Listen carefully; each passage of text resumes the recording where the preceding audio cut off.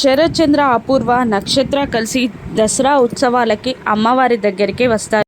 అదే టైంలో అక్కడికి శారదాని భూమిని తీసుకొని శారద భుజం చుట్టూ చెయ్యి వేసి గగన్ ఆ ఉత్సవాలకి వస్తాడు. ముందుగా శరత్చంద్ర వాళ్ళు పూజ జరిపించుకొని పక్కకి జరగగానే శారద అమ్మవారి దగ్గరికి వెళ్ళి దండం పెట్టుకుంటూ ఉండగా ఇక భూమి శారద దగ్గరికి వచ్చి, అత్తయ్య, ఇప్పుడు నా మెడలో మీ అబ్బాయి తాళి వేయడానికి ఎలా ఒప్పిస్తారత్తయ్య అని శారదాని భూమి అడుగుతూ ఉండగా, నేను ఒప్పిస్తానమ్మా అని శారద చెప్తుంది. ఆ తర్వాత పంతులు గారి దగ్గర నుండి తాళిబొట్టుని అందుకొని గగన్ దగ్గరికి వచ్చి, నువ్వు భూమి మెడలో ఈ తాళిని వేసి మీరిద్దరూ కలిసి ఆ దీప ప్రజ్వలన చేయాలి అని శారద చెప్పగానే, అమ్మ అని ఏదో అనబోతూ శారద మాటలు వింటూ ఆ తాళిబొట్టుని తీసుకుంటాడు గగన్.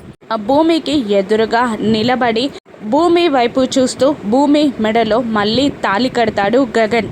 గగన్ తాళి కట్టగానే ఈసారి భూమి కన్నీళ్ళు కారుస్తుంది. చాలా హ్యాపీగా ఫీల్ అవుతూ ఉంటుంది. అది చూసిన నక్షత్ర కోపంగా అక్షంతలని విసురుకొడుతుంది.